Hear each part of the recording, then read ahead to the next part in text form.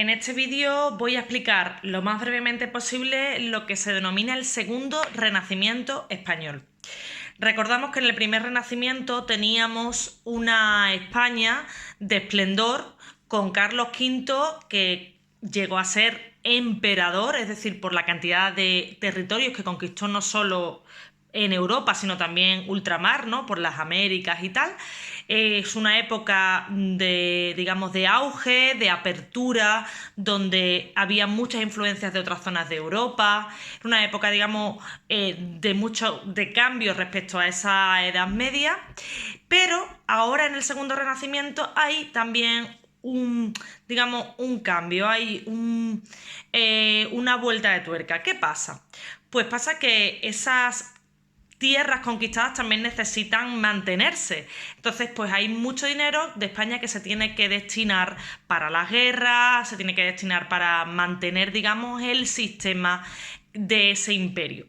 ¿Qué pasa? Que a su vez hay muchas zonas donde diferentes movimientos dentro de la propia iglesia se empiezan a deslindar y hay otras voces que consideran que, pues que bueno, el catolicismo es una opción, pero dentro de la cristiandad puede haber otras opciones. Esto supone que España se cierre, porque el hijo de Carlos V, Felipe II, toma una postura muy de blindaje, ¿no? Cierra las fronteras para que no entren esas nuevas ideas, porque era una persona muy religiosa.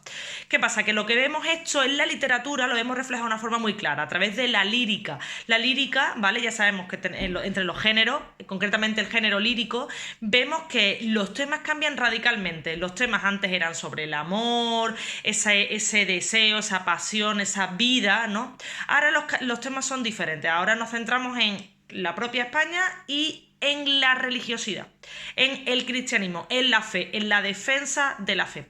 ¿Qué nos encontramos? Nos encontramos autores, sobre todo hay diferentes tipos de lírica, diferentes autores, pero los más famosos y los que vamos a estudiar son concretamente tres, que son autores ascetas y místicos. ¿Eso qué quiere decir? Brevemente, hay tres vías para unirse a Dios. Esta es la primera, digamos, la primera estadio, la primera fase es una vía purgativa. La vía purgativa es aquella donde tienes que rechazar, digamos, pues todas aquellas cosas que nos hacen, digamos, ser egoístas, nos hacen depender, por ejemplo, pues de la riqueza, depender de otras cosas, por ejemplo, la familia, la riqueza, el poder, ¿vale? Hay que esforzarse por evitar ese tipo de cosas que te privan de la espiritualidad. En segundo lugar, la segunda vía sería esa vía iluminativa, que ya es ese acceso a esa espiritualidad y esa posibilidad de empezar a tener una unión con Dios. Y ya la tercera, la vía unitiva, es esa ya por fin conseguir esa unión con el Espíritu Santo, con Dios, etc. ¿Vale? Entonces, ¿qué pasa? Que tenemos a los ascetas que se quedan en esa primera fase y inicio de la segunda, y los místicos que ya consiguen pasar las tres fases. ¿Cuáles tenemos en España? Tenemos concretamente Fray Luis de León, que es asceta, con algún que otro poema místico, y ya tenemos a San Juan de la Cruz y Santa Teresa de Jesús, que sí son místicos. Vamos a decir brevemente cosas de esta nueva lírica. Uno, lo que son las estrofas, lo que es la métrica, es igual que la anterior del primer Renacimiento. Nos encontramos liras, nos encontramos esas odas, ¿vale? Nos los encontramos igual que en el primer Renacimiento, pero la temática es diferente. Ahora recordamos que la temática es religiosa. En segundo lugar, tenemos que decir que esos tópicos, recordamos los tópicos como el Locus Amoenus, nos encontramos el Beatus Ile, son los mismos, pero no todos. Por ejemplo, la Femme Fatale, la Dona Angelicata, eso no lo vamos a encontrar en la lírica del segundo Renacimiento mística. Imposible, porque no hay temas de amor. El amor es el amor hacia Dios, ¿vale? Y luego respecto a las figuras que hemos visto antes, esas antítesis, esas paradojas, esas figuras literarias, por ejemplo, esas metáforas, las vemos también aquí en el segundo Renacimiento. Por tanto, métrica igual, figuras literarias igual, tópicos algunos iguales, otros no, pero temas completamente diferentes. Sigo. Ahora, hablando de esos tres de esos tres autores. Primero hay que saber de Fray Luis de León, que era Z. Segundo, y dato importante, que estuvo en la cárcel por traducir el Cantar de los Cantares, que es un libro dentro del Antiguo Testamento. O sea, fijaros cómo la Inquisición estaba tan en contra de todo aquello. El Antiguo Testamento, que pertenece a la Biblia, lo sabemos, ¿no? Pero aún así, por traducirlo del griego, lo metieron en la cárcel porque el Cantar de los Cantares es un canto muy amoroso, ¿no? Entre dos amantes. Bueno, él lo vinculó más al amor hacia Dios, sin embargo, lo metieron en la cárcel la Inquisición por ello, siendo clérigo. Recordamos que era fraile. Luego, en segundo lugar, hay que saber de él que es un autor que se centra en todos sus poemas y toda su obra en esa, bueno, su obra lírica, en ese intento, esa búsqueda de la paz, de la armonía interior y ese rechazo por lo que nos hace superfluo, ¿no? La superficialidad de las cosas, ¿no? Por otra parte, decir que murió en 1591, casualmente el mismo año que murió San Juan de la Cruz. Y por cierto, estuvo haciendo las memorias de Santa Teresa, a la cual conoció, pero no las pudo terminar. O sea, es decir, que los tres autores más importantes se conocían, ¿vale? Incluso él le estuvo haciendo las memorias, como digo, a Santa Teresa. Por otra parte, nos vamos ahora a San Juan de la Cruz. ¿Qué hay que saber de San Juan de la Cruz sobre todo? Uno, que ha sido el primer, digamos, místico español de renombre, y hay que saber sus tres obras más importantes, sus tres poemas más importantes, que son Cántico Espiritual, Llama de Amor Viva y, vale, momento, El Gato, ¿vale? Llama de Amor Viva y Noche Oscura del Alma. O sea, esto es muy importante, y hay que saber también que era un monje carmelita, pero junto con Santa Teresa reformó la orden y creó los carmelitas descalzos. O sea, es decir, ella emprendió un camino nuevo dentro de los carmelitas, que eran las carmelitas descalzas, y ahora fundó junto con San Juan de la Cruz los carmelitas descalzos, ¿vale? Es decir, que también esa inició junto a ella un nuevo camino dentro de la propia orden religiosa. Y también, por cierto, estuvo en la cárcel.